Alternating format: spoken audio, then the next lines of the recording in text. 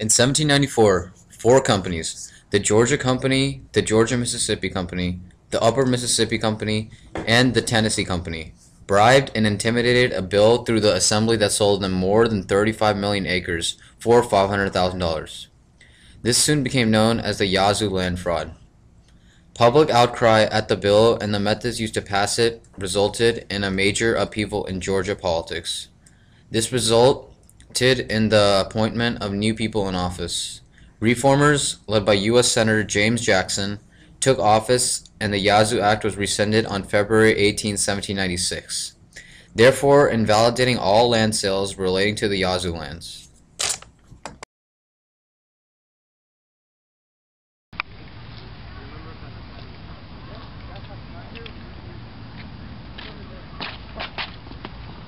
Why, hello there, good sir. You just look like the type of man who wants to buy some land. Why, yes, quite honestly, I am looking for some land. Hey, my name is Robert Fletcher.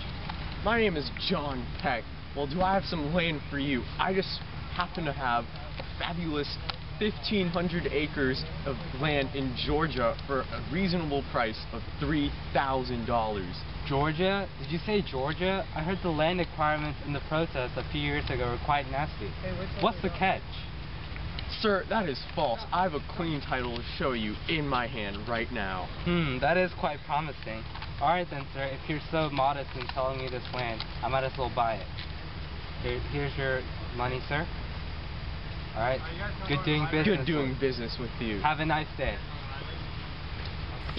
3 years later. This land is so beautiful, isn't it, Slade? Yes, sir. Yes, sir, it is. I'm so glad I bought this from Mr. Peck. Aren't you? Yes, I am too. That's great. Oh, you missed the spot. Oh, all right. Hello, Mr. Fletcher. Hey, who are you? I'm the Georgian representative. I'm here to tell you that your land is being taken away because of the Yazoo land fraud of 1795.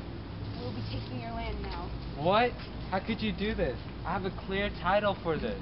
I have everything. I bought this land from Mr. Peck 3 years ago. I'm sorry, sir. You're going to have to take this to court. It clearly says here, this land grant is now mine. Sorry. Have a nice day. What? No! Now I don't have anything. I even built my house here. Aww. The government of Georgia, due to the nullification of the Yazoo Land Act in 1795, invalidated the contract, therefore taking away Fletcher's newly acquired land. This made Fletcher very angry and sad. Oh Lord, I have lost everything. Even my land, my property, my money, and my crops. Life sucks. It is okay, sir. No, it's not. What do you know, Slade? I've seen the world, sir. I've traveled from ships and oceans and through the triangular trade routes all around the world. At least I'm with you, sir. I'm your slave, and I shall serve you for the rest of my life. That's it. Peck is going to get it. He's going down in court. How long? Fletcher sued Peck because Fletcher claimed that Peck sold him land even though he had an unclear title to it. This case was taken to the Supreme Court in 1810. Today the heavens have showered us with their tears.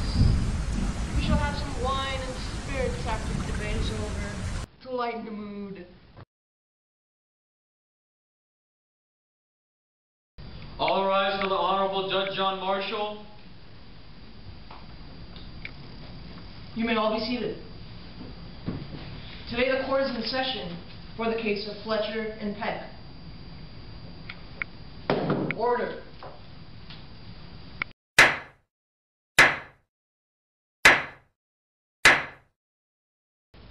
Good morrow to you, Mr. Fletcher. According to the lawsuit you claim, Mr. Peck has sold you land in Georgia, even though he himself does not seem to have a fully valid title. Could you please tell me more of the story? Yes, Your Honor. Okay, here's my story. After the American Revolution, as we all know, our colonies were hungry for new land. Governor George Matthews of Georgia signed the Bourbon County Act, which organized Bourbon County Georgia in the area of Mississippi and Yazoo rivers. At the same time, a secret society called the Combined Society was formed. The members' sole purpose was to make money by land speculation. They wanted to acquire lands at low prices for resale and use influence with politicians to accomplish the end. Governor Matthews signed the Yazoo Act, which gave 4 companies a total of 35 million acres for $500,000. This land was then distributed among government officials.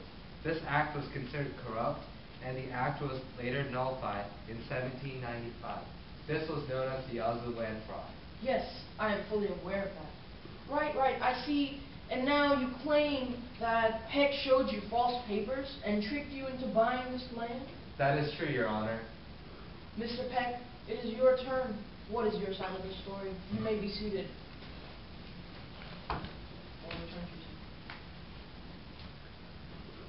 Your Honor, I bought this land in good faith, and I didn't know the state would seize it back.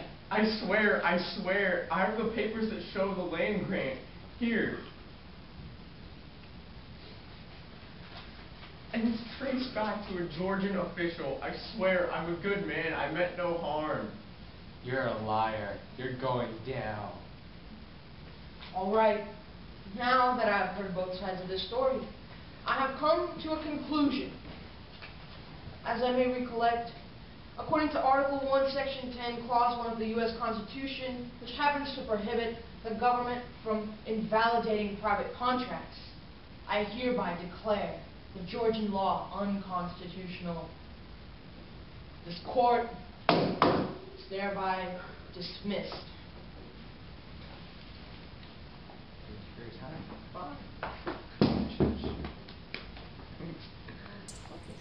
The significance of the court case is that the Supreme Court decided the grant was a binding contract and state law cannot impair contracts. This is one of the first court cases to illustrate the power of the Supreme Court to invalidate state laws conflicting with the federal Constitution.